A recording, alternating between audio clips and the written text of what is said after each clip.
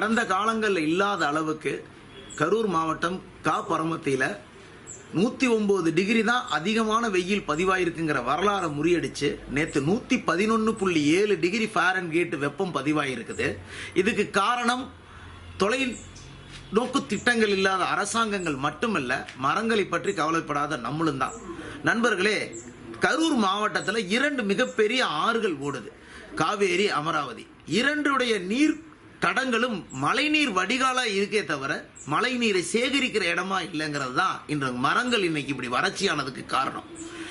கரூர் மாவட்டத்தில் பஞ்சப்பட்டி ஏரியும் தாதம்பாளையம் ஏரியும் நிரம்பினாலே 2 வருடங்களுக்கு கரூர் மாவட்டத்திற்கு குடிநீருக்கு எந்த பிரச்சனையும் இருக்காதுங்கிற சூழல்ல கரூர் மாவட்டத்தில் மொத்தமாவே 3% காடுகள், அதுவும் கடவுர் வனப்பகுதியில தான் இருக்குதுன்னு சொன்னா, இது ரொம்ப காலமாவே அரசாங்கங்கள்ட்ட இந்த நீர் மேலாண்மை பற்றிய திட்டங்களோ மக்களுக்கு அதை பற்றிய போதுமான விவரங்கள் தெரியப்படலைன்னு தான் நான் நினைக்கிறேன்.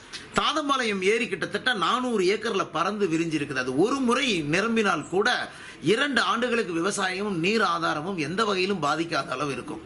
ஆனா நாம சின்ன அளவிலிருந்து பெரிய அளவில் கூட நீர் மேலாண்மையை தவறவிட்டதன் காரணமாக கோடையிலே கொடும் வெப்பம் இந்தியா முழுக்க நிலவுதுன்னு சொன்னா, இந்தியாவிலேயே நம்பர் அதிகமாக பதிவாகக்கூடிய சூழல்ல கரூர் மாவட்டமும் கரூர் பரமத்தியும் இருக்குது. அதுலயும் குறிப்பா கரூர் மாவட்டத்தில் இன்னைக்கு சாலைகள்ல நடக்கவே முடியல, வெப்ப அலை வீசுது. வயதானவர்களும் குழந்தைகளும் பாதிக்கக்கூடிய அளவுல ஒரு நாட்டுல வெப்பத்தினால மக்கள் வெளியே வர வேண்டாம்னு அரசாங்கம் அறிவிக்கிற அளவுக்கு வெப்பநிலையை நம்ம கொண்டு வந்து விட்டுருக்கோம்னா, இது நம்மளுடைய அலட்சியமும் அரசாங்கத்துடைய நீண்டகால தொலைநோக்கு பார்வையும் இல்லாதது தான்.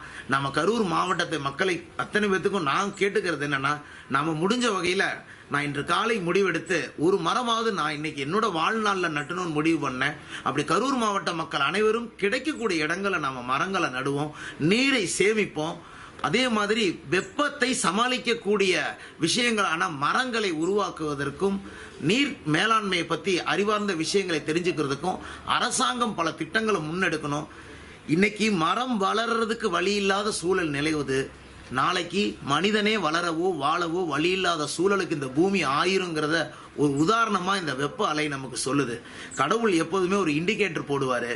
இன்னைக்கு நம்மளுடைய தமிழகத்தில் இருக்கக்கூடிய பெரும்பாலான மாவட்டங்களுக்கு ஆரஞ்சு அலர்ட் என்று சொல்லக்கூடிய எச்சரிக்கையை கொடுத்திருக்கிறாரு.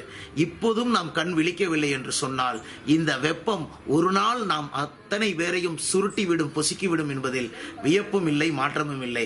நண்பர்களே, இந்த விஷயத்தின் மூலமாக எனது ஒரே ஒரு வேண்டுகோள், முடிந்தவரை மரங்களை வளர்க்க முயற்சி செய்வோம், நீர் மேலாண்மையை கற்றுக்கொள்வோம், நீரை சேமிப்போம்.